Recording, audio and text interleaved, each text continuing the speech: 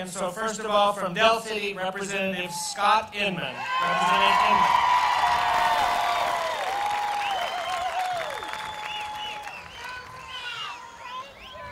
Hey guys, wow, this is amazing. So I guess this is what it looks like when thousands upon thousands of educators tell a bunch of misbehaving politicians, don't worry about coming to the principal's office, we'll bring the principal's office to you.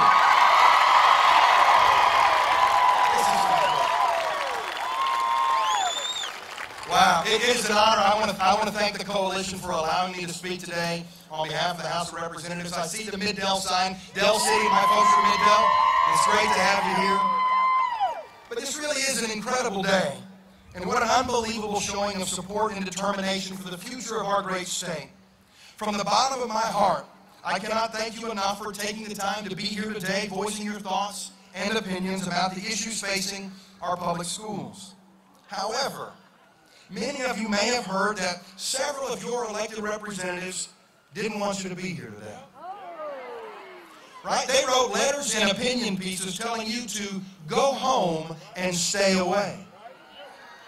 They argued that your presence here today was a sign of greedy selfishness. And how dare you leave your schoolhouse to come to the State House, they said, right? Well, ladies and gentlemen, as you probably can guess, I stand before you with a slightly different message. It's a message shared by many of my colleagues and friends in both the House and the Senate. You see, we happen to believe that we work for you.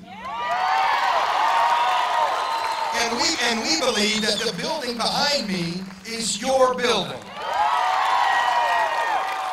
And we know that you're here fighting for better futures for the 678,000 kids that you teach, your children and my children. And that it is our job to listen to you when you speak.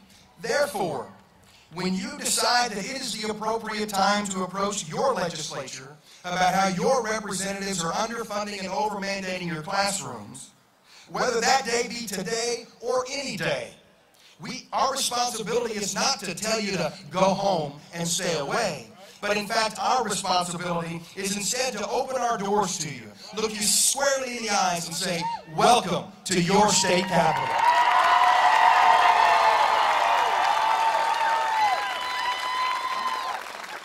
Now I know why you've come.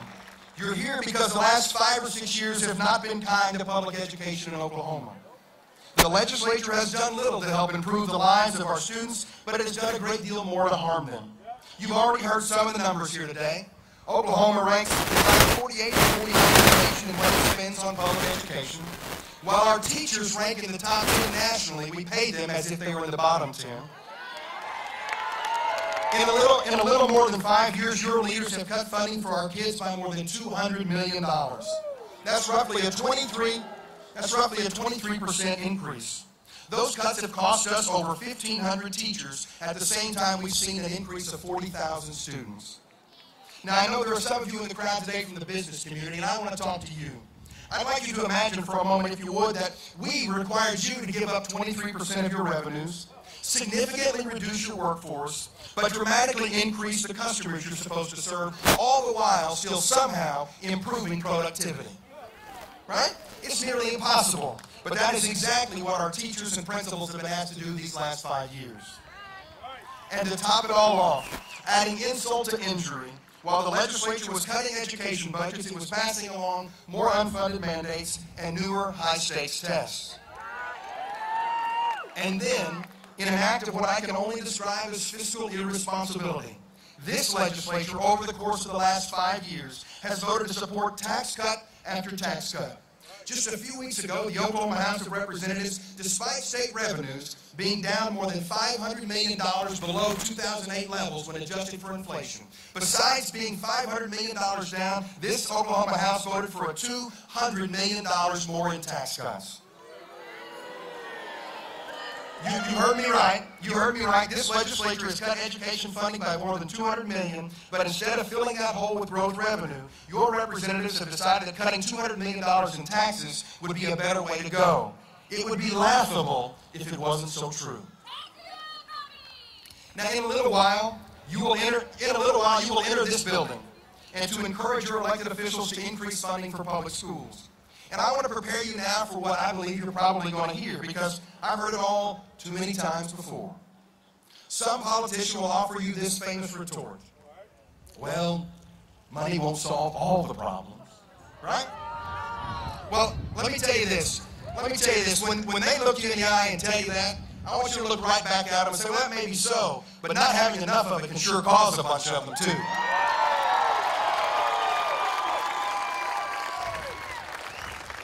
Well, those are the realities facing your children's future in our beloved state. So now that you've heard what your government has done to your schools, I have but one question for you. Have you had enough? I'll ask you again, have you had enough? Well, then this is your moment. This is your time. To have thousands of you gathered here, all concerned about the same issue, is a once-in-a-generation opportunity. Together, we can fight for your children. You can advocate for their futures. And the solution is simple. The request you need to make of your elected officials is easy. First, it starts with passing House Bill 2642.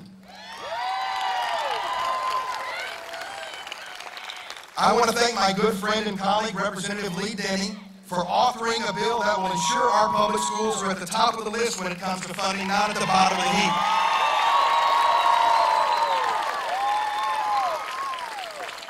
And it will ensure that our children won't have to stand in line behind high-paid lobbyists demanding tax dollars for their clients instead of sending vital resources into your classroom. Second, we must protect our revenues. We must oppose tax cuts that will only lead to further budget cuts and increased property taxes for our senior citizens, farmers, and ranchers. In the governor's proposed budget, as you heard David say, common education is slated to receive $50 million new dollars. And that may sound okay on its face until you realize that according to the State Department, our schools will need at least $60 million to cover the increased costs. That means that in the governor's budget, there's not one new dollar to hire one teacher, to buy one new textbook, or to increase our already dismal salaries. If the legislature moves forward cutting taxes by another $200 million, it will only guarantee that our schools will fall farther and farther behind. And third, you must demand that your elected officials vote against any budget that does not increase per pupil funding this year. The budget is simply a list of priorities. And when the more than $7 billion is divided up at the end of this session, if our children are not placed as the top priority in this state, we must reject that budget until they are. And finally, the final solution is accountability. Voting for or against budgets, tax cuts, and bills like House Bill 2642, that's my job, and the job of my fellow representatives and senators. And while those votes are important, none is more important than the vote you possess. You now know the roadmap back to fiscal sanity. You know the plan to stop the dismantling of public education and to start improving it. After you meet with your elected representatives and lay out that plan, supporting House Bill 2642, opposing irresponsible tax cuts, and opposing substandard budgets, if they don't listen to you and vote the way you want them to, then you must make certain that they never have the opportunity to set our children any further behind.